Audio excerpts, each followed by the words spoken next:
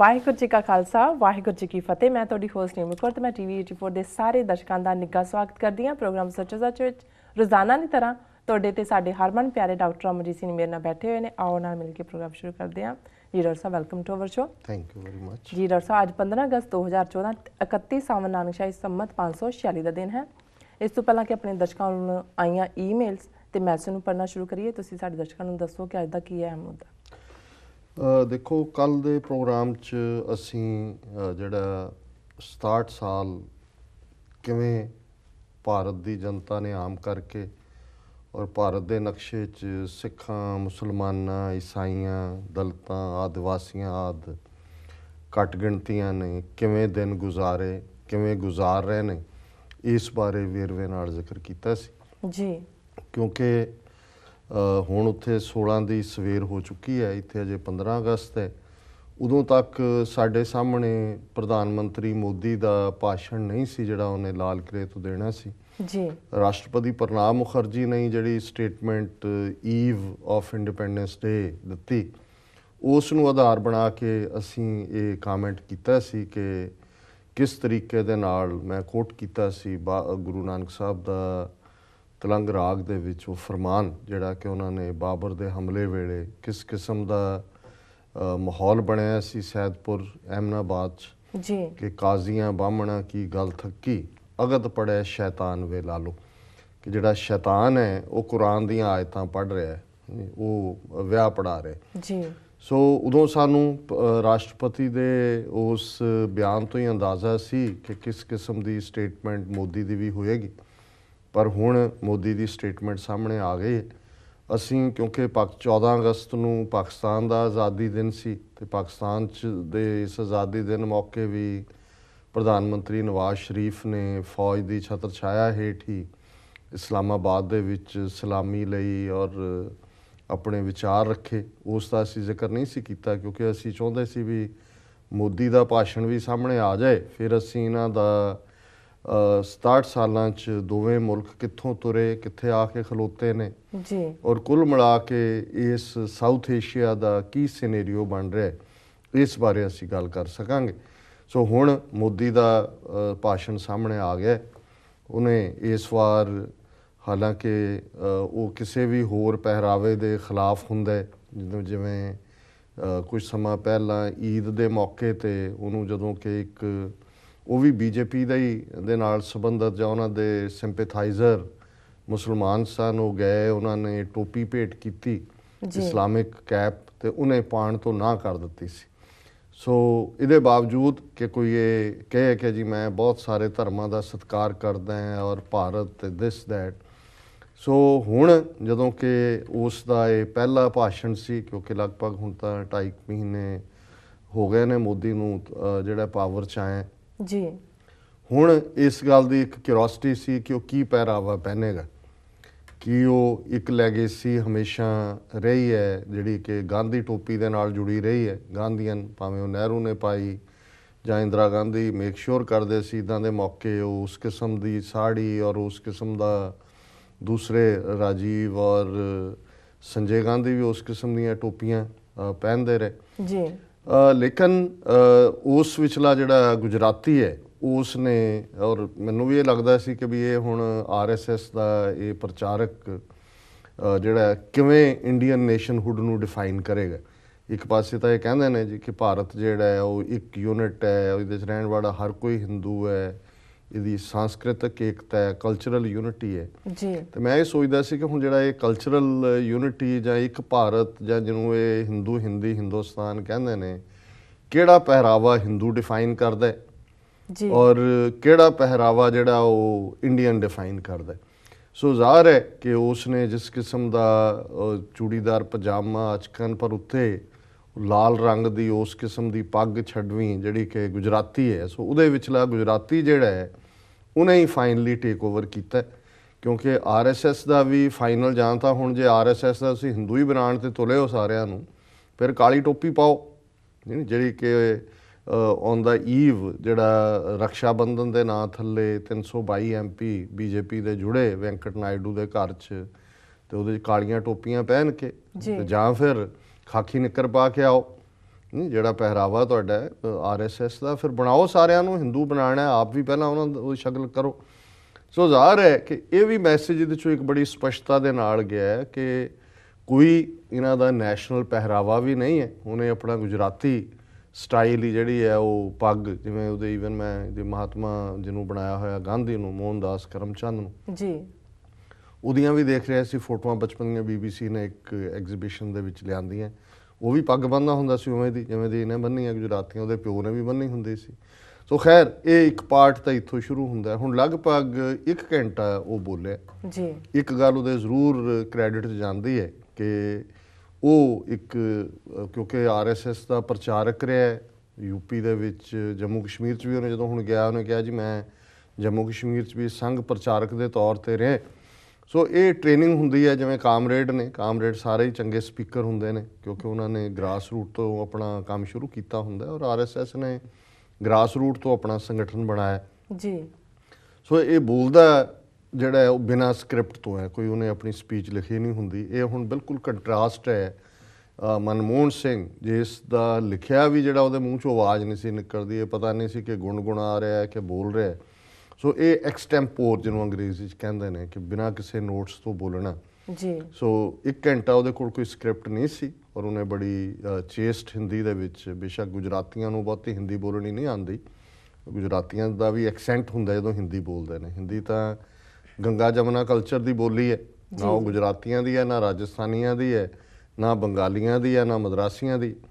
ਪਰ ਕਿਉਂਕਿ ਇਹ ਇਸੇ ਬੈਲਟ ਦੇ ਵਿੱਚ ਸੰਘ ਪ੍ਰਚਾਰਕ ਰਿਹਾ, ਸੋ ਇਸ ਦਾ ਗੰਗਾ ਜਮਨਾ ਵਾਲੀ ਜਿਹੜੀ ਹਿੰਦੀ ਹੈ ਉਸ ਦੇ ਉੱਤੇ ਕੰਟਰੋਲ ਹੈ। ਸੋ ਉਸ ਦੀ 1 ਘੰਟੇ ਦੀ ਸਪੀਚ ਸੀ ਜਿਸ ਨੂੰ ਜਿਹੜਾ ਹੈ ਨਾਲ ਦੀ ਨਾਲ ਰਿਲੇ ਵੀ ਕੀਤਾ ਗਿਆ, ਉਹਦੀ ਟਰਾਂਸਲੇਸ਼ਨ ਵੀ ਹੋਈ ਹੈ ਜੀ। ਸਪੀਚ ਬਹੁਤ ਲੰਬੀ ਚੌੜੀ ਹੈ, ਜੇ ਮੈਂ ਉਹਦਾ ਸਾਰੇ ਦਾ ਐਨਾਲਿਸਿਸ ਕਰਾਂ ਤੇ ਇਸ ਲਈ ਕਾਫੀ ਵਕਤ ਚਾਹੀਦਾ ਜੀ। ਪਰ ਕੁਝ ਪੁਆਇੰਟਸ ਜਿਹੜੇ ਉਹਦੀ ਉਸ ਸਪੀਚ 'ਚੋਂ ਮੈਂ ਪਿਕ ਕੀਤੇ ਨੇ ਐਕਸਰਪਟਸ, ਜਿਹਦੇ ਤੋਂ ਇਹ ਨਜ਼ਰ ਆਉਂਦਾ ਹੈ ਵੀ ਜਦੋਂ ਗੁਰੂ ਨਾਨਕ ਸਾਹਿਬ ਨੇ ਇਹ ਫਰਮਾਇਆ ਕਿ ਕੂੜ ਫਿਰੈ ਪ੍ਰਧਾਨ ਵੇ ਲਾਲੋ, ਜੀ, ਵੀ ਕਿਹੜੀਆਂ ਉਹ ਸੁਸਾਇਟੀਜ਼ ਹੁੰਦੀਆਂ ਨੇ, ਕਿਹੜੇ ਸਮਾਜ ਹੁੰਦੇ ਨੇ ਜਦੋਂ ਕਿ ਔਰ ਕਿਹੜੇ ਵਕਤ ਹੁੰਦੇ ਨੇ ਜਦੋਂ ਕਿ ਝੂਠ ਜਿਹੜਾ ਹੈ ਉਹ ਡਿਕਟੇਟ ਕਰਦਾ ਹੈ ਰੂਲਸ ਸੁਸਾਇਟੀ ਦੇ। ਪ੍ਰਧਾਨ ਦਾ ਮਤਲਬ ਇਹੀ ਹੈ ਕਿਉਂਕਿ ਪ੍ਰੈਜ਼ੀਡੈਂਟ ਜਿਹੜਾ ਹੈ ਉਹ ਉਹੀ ਹੁੰਦਾ ਜਿਹੜਾ ਡਿਕਟੇਟ ਕਰਦਾ ਹੈ ਟਰਮਸ ਜੀ। ਔਰ ਜਦੋਂ ਤੁਸੀਂ ਇੱਕ ਪਾਸੇ ਸ਼ੈਤਾਨ ਦੇ ਜ਼ਬਾਨ ਤੋਂ ਕੁਰਾਨ ਦੀਆਂ ਆਇਤਾਂ ਸੁਣ ਰਹੇ ਹੋ ਜਾਂ ਵੇਦਾਂ ਦੇ ਮੰਤਰ ਸੁਣ ਰਹੇ ਹੋ, ਔਰ ਜਿਹੜਾ ਨਫ਼ਰਤ ਨਾਲ ਭਰਿਆ ਔਰ ਜਿਹਨੇ ਹਜ਼ਾਰਾਂ ਦਾ ਖੂਨ ਸਪਿਲ ਕੀਤਾ, ਉਹ ਕਮਿਊਨਲ ਹਾਰਮਨੀ ਦੀ ਗੱਲ ਕਰ ਰਿਹਾ, ਸੰਪਰਦਾਇਕ ਸਦਭਾਵਨਾ, ਉਹ ਇਹ ਕਹਿ ਰਿਹਾ ਕਿ ਖੂਨ ਨਾ ਡੋਲੋ ਔਰ ਜਿਹੜਾ ਹੈ ਉਹ ਸਭ ਨੂੰ ਨਾਲ ਲੈ ਕੇ ਚੱਲਣ ਦੀ ਗੱਲ ਕਰ ਰਿਹਾ। ਉਹ ਬੰਦਾ ਜਿਹੜਾ 150 ਮਿਲੀਅਨ ਲੋਕਾਂ ਦਾ ਅਟਾਇਰ ਜਿਹੜਾ ਹੁਣੇ ਕਾਰਗਿਲ ਗਿਆ ਤੇ ਉਹਨਾਂ ਦਾ ਪਹਿਰਾਵਾ ਇਹਨੇ ਪਹਿਨਿਆ ਹੋਇਆ ਸੀ, ਕਿਤੇ ਹੋਰ ਜਾਂਦਾ ਉਹ ਪਹਿਰਾ, ਲੇਕਿਨ ਮੁਸਲਮਾਨਾਂ ਦੇ ਲਈ ਜਿਹੜਾ ਉਹ ਉਹਨਾਂ ਦੀ ਟੋਪੀ ਐਕਸੈਪਟ ਕਰਨ ਨੂੰ ਤਿਆਰ ਨਹੀਂ ਸੀ। ਹੁਣ ਉਹ ਕਹਿ ਰਿਹਾ ਕਿ ਜੀ ਇਹ ਜਿਹੜੀ ਸਾਡੀ ਸਟਰੈਂਥ ਹੀ ਜਿਹੜੀ ਹੈ ਉਹ ਸੰਪਰਦਾਇਕ ਸਦਭਾਵਨਾ। ਸੋ ਇਹ ਗੱਲ ਸਾਬਤ ਸਾਨੂੰ ਇੱਕ ਝੂਠੇ ਬੰਦੇ ਨਾਲ ਜਾਂ ਇੱਕ ਕਾਤਲ ਬੰਦੇ ਨਾਲ ਡੀਲ ਕਰਨ 'ਚ ਪ੍ਰੋਬਲਮ ਨਹੀਂ ਹੈ, ਸਾਨੂੰ ਪਤਾ ਹੋਣਾ ਚਾਹੀਦਾ ਕਿ ਵੀ ਇਹ ਕੀ ਹੈਗਾ ਜੀ। ਪਰ ਜਦੋਂ ਝੂਠਾ ਜਿਹੜਾ ਹੈ ਉਹ ਸੱਚ ਦੇ ਕੱਪੜੇ ਪਾ ਕੇ ਆ ਜਾਂਦਾ, ਉਹ ਸਭ ਤੋਂ ਵੱਡੀ ਪ੍ਰੋਬਲਮ ਹੁੰਦੀ। ਔਰ ਇਹਦੇ ਬਾਰੇ ਇੱਕ ਕਹਾਣੀ ਹੈ, ਇਹਦੇ 'ਚ ਸ਼ਾਇਦ ਗ੍ਰੀਕ ਮਾਈਥੋਲੋਜੀ 'ਚ ਹੈ ਜਾਂ ਕਿਸੇ ਹੋਰ 'ਚ ਹੈ ਕਿ ਵੀ ਉਹ ਸੱਚ ਤੇ ਝੂਠ, ਇੱਕ ਅਸੀਂ ਪੰਜਾਬੀ 'ਚ ਵੀ ਕੋਈ ਜਦੋਂ ਗੱਲ ਕਹਿੰਦੇ ਆ ਤਾਂ ਅਸੀਂ ਕਹਿੰਦੇ ਇਹ ਨੰਗਾ ਸੱਚ ਹੈ ਜੀ ਜੀ। ਹੁਣ ਸੱਚ ਦੇ ਨਾਲ ਨੰਗਾ ਸ਼ਬਦ ਕਹਿਣ ਦੀ ਕੀ ਅੰਗਰੇਜ਼ੀ 'ਚ ਵੀ ਕਹਿੰਦੇ ਨੇ ਇਟਸ ਅ ਨੇਕਡ ਟਰੂਥ ਜੀ। ਸੋ ਇਹਦੇ ਤੇ ਬੇਸਡ ਇੱਕ ਕਹਾਣੀ ਹੈ ਕਿ ਸੱਚ ਤੇ ਝੂਠ, ਇਹ ਦੋ ਬੀਬੀਆਂ ਆਪਸ 'ਚ ਲੜ ਰਹੀਆਂ ਸੀ ਕਿ ਤੇਰੀ ਗੱਲ ਚੱਲਦੀ ਹੈ ਦੁਨੀਆ 'ਚ ਕਿ ਮੇਰੀ ਚੱਲਦੀ ਹੈ। ਸੋ ਉਹਨਾਂ ਨੇ ਇਹ ਕਿਹਾ ਕਿ ਜੀ ਕੰਪੀਟ ਕਰੀਏ। ਆ ਪਾਣੀ ਦਾ ਇੱਕ ਦਰਿਆ ਉੱਥੇ ਵਗਦਾ ਸੀ, ਉਹਨੇ ਕਿਹਾ ਕਿ ਵੀ ਜਿਹੜਾ ਵੀ ਸਭ ਤੋਂ ਜ਼ਿਆਦਾ ਵਕਤ ਪਾਣੀ ਦੇ ਵਿੱਚ ਰਹਿ ਜਾਏਗੀ ਉਹ ਸੱਚੀ ਹੋਏਗੀ ਜੀ। ਸੋ ਉਹਨੇ ਝੂਠ ਦੀ ਜਿਹੜੀ ਹੈ ਉਹ ਵੜ ਗਈ, ਜਿਹੜੀ ਬੀਬੀ ਝੂਠ ਨੂੰ ਰਿਪਰੈਜ਼ੈਂਟ ਕਰਦੀ ਸੀ ਉਸ ਦੇ ਵਿੱਚ ਉਹ ਆ ਗਈ ਕੁਛ ਦੇਰ ਬਾਅਦ ਜੀ। ਹੁਣ ਸੱਚ ਵਾਲੀ ਜਦੋਂ ਗਈ ਤੇ ਉਹ ਜਿੰਨਾ ਲੰਬਾ ਵਕਤ ਰਹਿ ਸਕਦੀ ਸੀ, ਤੇ ਇਨ ਦਾ ਮੀਨ ਟਾਈਮ ਜਿਹੜੀ ਝੂਠ ਵਾਲੀ ਔਰਤ ਸੀ ਰਿਪਰੈਜ਼ੈਂਟੇਟਿਵ, ਉਹ ਸੱਚ ਵਾਲੀ ਦੇ ਕੱਪੜੇ ਪਾ ਕੇ ਦੌੜ ਗਈ ਜੀ। ਸੋ ਜਦੋਂ ਅਸੀਂ ਕਹਿੰਦੇ ਹਾਂ ਵੀ ਜਿਹੜਾ ਝੂਠ ਨੂੰ ਲੁਕਾਉਣ ਦੇ ਲਈ ਜਾਂ ਕਿਵੇਂ ਉੱਤੇ ਕਈਆਂ ਨੇ ਸੱਚ ਦੇ ਕੱਪੜੇ ਪਾਏ ਹੁੰਦੇ ਨੇ, ਉੱਤੇ ਲੱਗਦਾ ਕਿ ਵੀ ਜੇ ਮੋਦੀ ਵੱਲ ਮੈਂ ਦੇਖਦਾ ਤਾਂ ਮੈਨੂੰ ਦੇਖਦਿਆਂ ਉਹਦੀ ਇਹ ਸਪੀਚ ਪੜ੍ਹਦਿਆਂ ਇਹ ਪਤਾ ਨਹੀਂ ਕਦੋਂ ਦੀ ਕਹਾਣੀ ਮੈਂ ਪੜ੍ਹੀ ਸੀ ਕਿ ਮੇਰੇ ਇਹ ਮਾਈਂਡ 'ਚ ਆਈ ਕਿ ਵੀ ਇਹ falsehood dressed in the clothes of truth, ਜੀ ਜਿਹੜਾ ਝੂਠ ਹੈ ਉਹ ਸੱਚ ਦੇ ਕੱਪੜਿਆਂ ਦੇ ਵਿੱਚ ਫਬਾ ਕੇ ਵੇਚ ਰਿਹਾ ਹੈ ਕਿ ਇੱਕ ਕਾਤਲ ਜਿਹੜਾ ਹੈ ਉਹ ਉਪਦੇਸ਼ ਦਇਆ ਦਾ ਕਰ ਰਿਹਾ ਹੈ, ਕੰਪੈਸ਼ਨ ਦਾ ਕਰ ਰਿਹਾ ਹੈ। ਸੋ ਉਹਦੇ 'ਚ ਪਹਿਲੀ ਗੱਲ ਤਾਂ ਉਹਨੇ ਕਿਹਾ ਜੀ ਕਿ ਭਾਰਤ ਦੇ ਲੋਕਤੰਤਰ ਦੀ ਸਟਰੈਂਥ ਇਹ ਹੈ ਕਿ ਦੇਖੋ ਇੱਕ ਗਰੀਬ ਬੱਚਾ ਛੋਟੇ ਜਿਹੇ ਟਾਊਨ ਤੋਂ ਉਹ ਇੰਨਾ ਵੱਡਾ ਬਣ ਗਿਆ ਕਿ ਅੱਜ ਪ੍ਰਧਾਨ ਮੰਤਰੀ ਹੈ ਔਰ ਲਾਲ ਕਿਲ੍ਹੇ ਦੇ ਉੱਤੇ ਉਹ ਤਿਰੰਗਾ ਲਹਿਰਾ ਰਿਹਾ ਹੈ। ਇਹ ਸਟਰੈਂਥ ਹੈ ਭਾਰਤੀ ਲੋਕਤੰਤਰ ਦੀ। ਹੁਣ ਸੱਚੀ ਗੱਲ ਇਹ ਹੈ ਕਿ ਇੱਕ ਉਹ ਅਖੌਤੀ ਗਰੀਬ ਬੱਚਾ ਜਿਹੜਾ ਸਭ ਤੋਂ ਜ਼ਹਿਰੀਲੀ ਸੰਸਥਾ ਦੇ ਵਿੱਚ ਗਿਆ, ਜਿਹਨੇ ਨਫ਼ਰਤ ਦਾ ਜ਼ਹਿਰ ਦਾ ਸਬਕ ਪੜ੍ਹਿਆ, ਜਿਹਨੇ ਗੁਜਰਾਤ ਦਾ ਮੁੱਖ ਮੰਤਰੀ ਬਣ ਕੇ ਹਜ਼ਾਰਾਂ ਮੁਸਲਮਾਨਾਂ ਦਾ ਕਤਲੇਆਮ ਕੀਤਾ ਔਰ ਆਪਣੇ ਉਸ ਬਹੁ ਗਿਣਤੀ ਨੂੰ ਮੈਸੇਜ ਦਿੱਤਾ ਹੈ ਕਿ ਮੈਂ ਹੀ ਹੈ ਜਿਹੜਾ ਇਹਨਾਂ ਦਾ ਘੱਟ ਗਿਣਤੀਆਂ ਦਾ ਖਾਤਮਾ ਕਰ ਸਕਦਾ। ਸੋ ਇਹ ਨਲਾਇਕ ਮੁੰਡਾ ਕੋਈ ਆਪਣੀ ਯੋਗਤਾ ਦੇ ਨਾਲ ਜਾਂ ਕਿਵੇਂ ਉਸ ਸਿਸਟਮ ਦੇ ਨਾਲ ਜਿਹਦੇ 'ਚੋਂ ਲੋਕ ਅੱਗੇ ਨਿਕਲਦੇ ਨੇ ਨਹੀਂ ਆਇਆ। ਇਹ ਤਾਂ ਨਫ਼ਰਤ ਦੀ ਪੈਦਾਇਸ਼ ਹੈ, ਨਫ਼ਰਤ ਨੂੰ ਹੀ ਇਹਨੇ ਚਾਰ ਚਫੇਰੇ ਵੇਚਿਆ ਜੇ ਔਰ ਕਹਿਣਾ ਹੋਏ ਤਾਂ ਇਹ ਜ਼ਹਿਰ ਦਾ ਵਣਜਾਰਾ ਹੈ ਜੀ। ਇਹਨੇ ਪਹਿਲਾਂ ਇੱਕ ਸਟੇਟ ਦੇ ਵਿੱਚ ਉਹ ਜ਼ਹਿਰ ਜਿਹੜਾ ਹੈ ਉਸ ਦਾ ਵਣਜ ਕੀਤਾ, ਉਹਨੂੰ ਲੱਗਿਆ ਕਿ ਬਈ ਮੈਂ 4 ਵਾਰੀ ਮੁੱਖ ਮੰਤਰੀ ਬਣ ਗਿਆ, ਫਿਰ ਇਹਨੇ ਇਹ ਜ਼ਹਿਰ ਵੇਚਿਆ।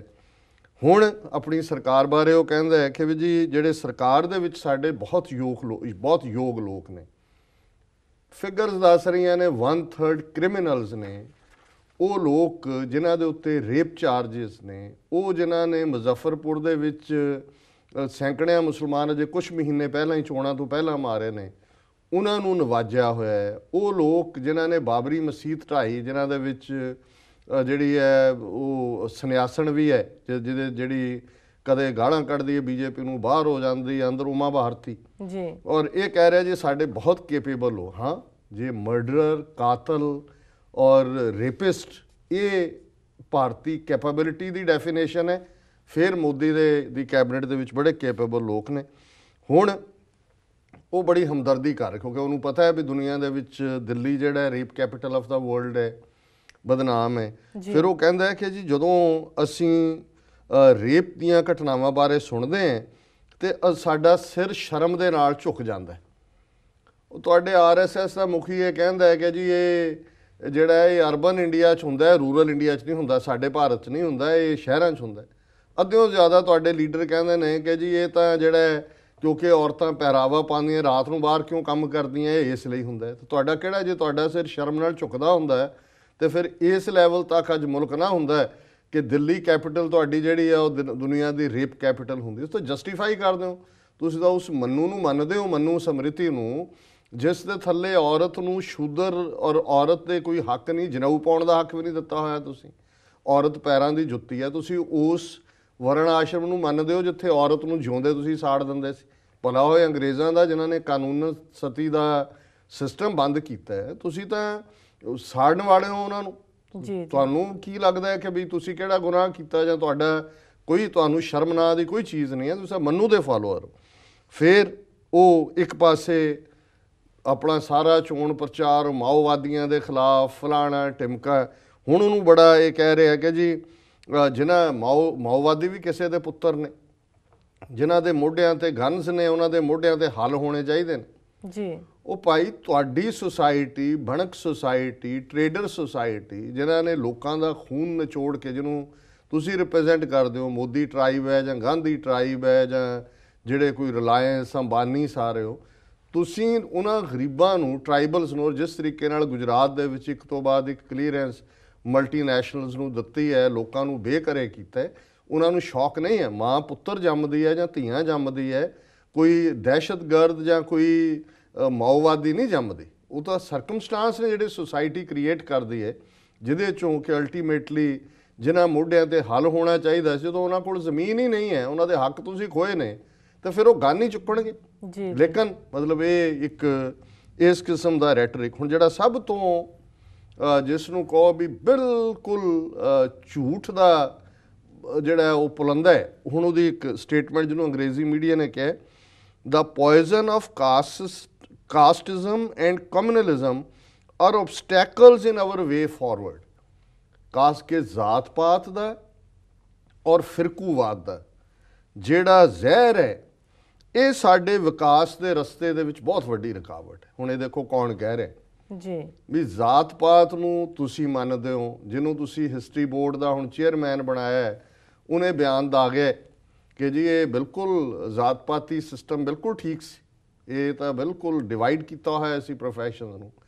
ਤੁਸੀਂ ਤੁਹਾਡਾ ਸਾਰਾ ਆਧਾਰ ਜ਼ਾਤ ਪਾਤੀ ਹੈ। RSS ਦੇ ਸੰਵਿਧਾਨ 'ਚ ਹੈ ਵੀ ਤੁਹਾਡਾ ਪ੍ਰਧਾਨ ਬ੍ਰਾਹਮਣ ਬਣ ਸਕਦਾ ਹੈ।